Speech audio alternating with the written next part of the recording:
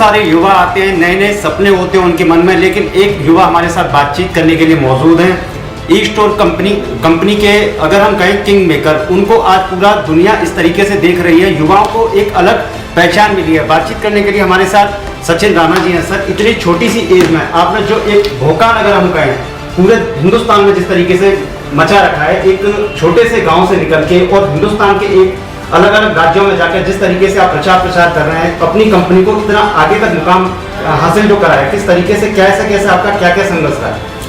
Sir देखिए, पहले तो वो बात हमें, जैसे मैंने अभी बोला था कि डायरेक्ट सेलिंग एक अपने आप में समुद्र है। मैं तो उसका एक छोटा सा बच्चा हूँ, मैं उससे कुछ सीख रहा हूँ। जहाँ तक अचीवमेंट की बात है तो मेरे से एक बड़े लीडर इस कंपनी में अवेलेबल है, मेरे से बड़ी इनकम लेने वाले लोग इस कंपनी में अवेलेबल है। ठीक है, हमने जस्ट अभी रिसेंटली स्टार्ट किया है। और ऐसा कैसे हो पाया, उसका केवल एक रीज़न है सर, आप जैसे भाइयों का साथ है, मेरी उस पूरी टीम का साथ है जिन्होंने मेरे ऊपर फेथ दिखाया, और जो लोग पहले दिन से साथ में आए। आज उन्हीं की वजह से, उन्हीं का, ये मेरा अचीवमेंट नहीं है, ये उन लोगों का अचीवमेंट है जिन्होंने पहले दिन मेरा साथ दिया। और आज उस साथ की वजह से अगर हम यहाँ पे नंबर 1 टीम बन पाए, टीम वैदिक चैंपियंस, ऐसा मैं नहीं बोल रहा हूँ, ऐसा मैनेजमेंट बोलता है सर। जाके पूछिएगा भी, आपको अगर टाइम मिले तो, और अगर उनके पास टाइम होगा तो उनसे पूछिएगा। ये टीम नंबर 1 केवल इसलिए है क्योंकि इसके पीछे केवल एक रीज़न है, वो है जिहादी बनना। और जिहादी किस चीज़ के पीछे? जिहादी बनना अपनी डायरेक्ट सेलिंग के पीछे, अपनी मोटो के पीछे, और अपनी उस एक जिद के पीछे कि हाँ मुझे कुछ अलग से करके दिखाना है। सर, गांव से निकलना कोई आपत्ति नहीं है, मैं नहीं मानता कि मैं गांव से निकला हूँ और ये कोई आपत्तिजनक शब्द है, मैं एक्सेप्ट करता हूँ मैं गाँव से निकला हूँ। सर, क्या गाँव से निकलना कोई अपराध है? गाँव से आगे जाना, आगे बढ़ना कोई अपराध है? मैं तो नहीं मानता, मैंने अपने आप को प्रूफ किया। और केवल शहर में पैदा होना कोई अचीवमेंट होता है? मैं ऐसे बहुत सारे लोगों को जानता हूँ जो शहर में पैदा होते हैं, जीवन में कुछ नहीं कर पाते। ये कोई मोटो नहीं है। आप कहाँ पैदा हुए?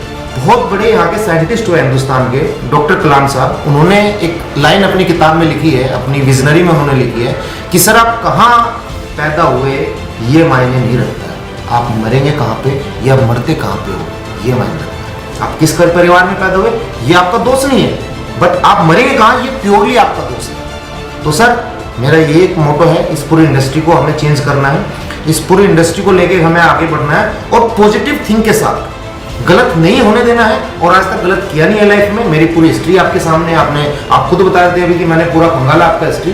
तो सर, कहीं भी आपको कोई चीटिंग, फ्रॉड जैसी चीज़ें नहीं मिलेगी।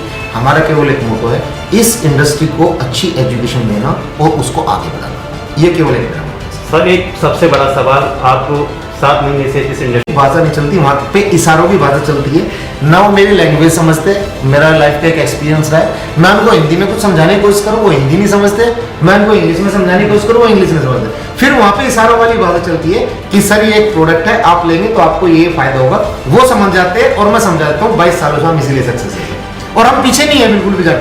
अगर कोई एरिया ऐसा मुझे फिर से मिलेगा, वैसे तो हिंदुस्तान में कोई एरिया बचा नहीं है जहाँ पे मैंने डायरेक्ट सेलिंग के लिए मैं नहीं गया हूँ, बट अगर वैसे तो है नहीं, बट फिर भी अगर कोई नया एरिया इंडिया की गवर्नमेंट कब्जा लेगी और किसी दूसरे देश के किसी एक एरिया को हम लोग कब्जा लेंगे, तो उसमें भी जाकर मैं यही काम करूँगा। आपने एक बहुत बड़ी बात कही आयुष मिनिस्ट्री की। देश के प्रधानमंत्री नरेंद्र मोदी भारत सरकार के प्रधानमंत्री हैं, और उसमें अगर हम बात करें तो उनके अंदर मिनिस्ट्री, आयुष मिनिस्ट्री आती है। ऐसे में प्रधानमंत्री ने कई बार अपने भाषणों में कहा है कि हमें स्वदेशी को बढ़ावा देना है। तो इसका मायना अगर साफ तौर पर निकालें तो आप युवा होने के साथ साथ जिस तरीके से आयुर्वेद को बढ़ावा दे रहे हैं, इसका मतलब यही है कि जो विदेशों में बैठी कंपनियां हैं वो हमारे यहाँ पे इतना महंगा प्रोडक्ट बेच रही है, उससे और कम रुपए में वही प्रोडक्ट जनता तक आप लेके जा रहे हैं। आने वाले समय में इसकी अगर बात करें, फ्रेंचाइजी जिस तरीके से आप हर प्रदेश में, हर शहर में पहुंचा रहे हैं, आने वाले समय गांव तक लेके जाएंगे, तो उसका मोटिव क्या होगा?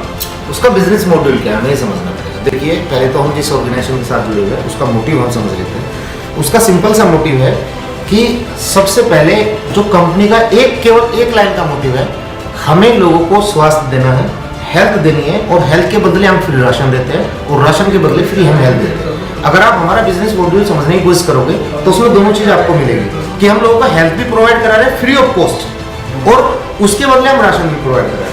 जहाँ तक भारतीय सरकार की बात है सर, वो अपने स्तर पे बहुत हमारे माननीय जो प्रधानमंत्री साहब है, उन्होंने नरेंद्र मोदी जी अपने आप में वर्ल्ड के टॉप लीडर है आज की डेट में, और मुझे फक्र होता है कि मैं ऐसे हिंदुस्तान में पैदा हुआ जहाँ के प्राइम मिनिस्टर को आज वर्ल्ड के टॉप जो पॉपुलर व्यक्तियों में गिना जाता है वो हमारे प्राइम मिनिस्टर साहब। ये मेरे लिए गर्व की बात है। रही बात आयुर्वेद को प्रमोट करने की सर, क्योंकि देखिए पूरा वर्ल्ड ये जान चुका है, आप खुद अपने आप में, आप तो एक अच्छे एंकर भी है और अच्छे सारी चीज़ों से, न्यूज़ चैनल से भी बिलोंग करते हैं, आपका खुद यूट्यूब पे भी आप है सर। आज से 10 साल पहले अगर आप अपनी वाइफ को लेके, अपने बच्चों को लेके, अपने पापा को लेके किसी डॉक्टर के पास जाते थे तो वो केवल मेडिकल के अंदर वो एलोपैथिक दवाइयाँ लिखता था।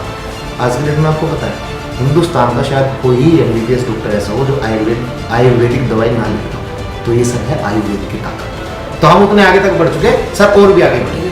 सर, इंडिया टुडे एक्सप्रेस से बात करने के लिए आपका बहुत बहुत धन्यवाद। आपने जो बहुमूल्य समय दिया, और टुडे एक्सप्रेस आपके उज्जवल भविष्य की कामना करता है। Thank you so much. मेरे काफ़ी सीनियर लोग थे, आपकी टीम के जो भी लीडर थे, वो ये ऐतिहासिक काम नहीं कर पाए जो आपने इतने कम समय में वो काम करके दिखाया। इसके पीछे मुख्य उद्देश्य क्या, कोई आपका कोई ऐसी एनर्जी या घर परिवार का कोई ऐसा सदस्य जो आपको इस आगे बढ़ते हुए जो कार्य कर रहे हैं उसको सराहना करता हो? मेरे फादर को आज तक नहीं पता मैं करता क्या हूँ। अगर आप मेरे पापा जी से जाके, मेरे फादर से, मेरे डैडी से जाके मिलेंगे, उनको ये तक नहीं पता कि मैं डायरेक्ट सेलिंग करता हूँ। उनको केवल ये पता है कि किसी आयुर्वेदिक कंपनी में कुछ काम करता है। तो फैमिली की सपोर्ट जहाँ तक है कि मैं एक छोटे से गांव से निकला हूँ, जैसे कि आपने पूरी हिस्ट्री खंगाल ली। रही बात आगे बढ़ने की सर, कि ऐसा मैं कैसे कर पाया, उसका केवल एक रीज़न है, वो है सच्चाई के साथ आगे बढ़ना। कुछ लोग इंडस्ट्री में आते हैं, और आपके चैनल के माध्यम से मैं सभी को बोलना चाहूँगा कि देखिए सर, आप अपने फायदे के लिए इस डायरेक्ट सेलिंग को, इस पावर को, इस एटम बम को, इस राइफल को आप यूज मत कीजिए। ये ठीक उसी तरीके का एग्जाम्पल है जैसे कि अगर एक सैनिक के हाथ में अगर आप AK-47 दे दोगे तो लोगों की रक्षा करेगा, और अगर आप वही AK-47 एक टेररिस्ट को दे दोगे, वही सेम टू सेम उन्हीं बुलेट से लोडेड वो लोगों को मारेगा।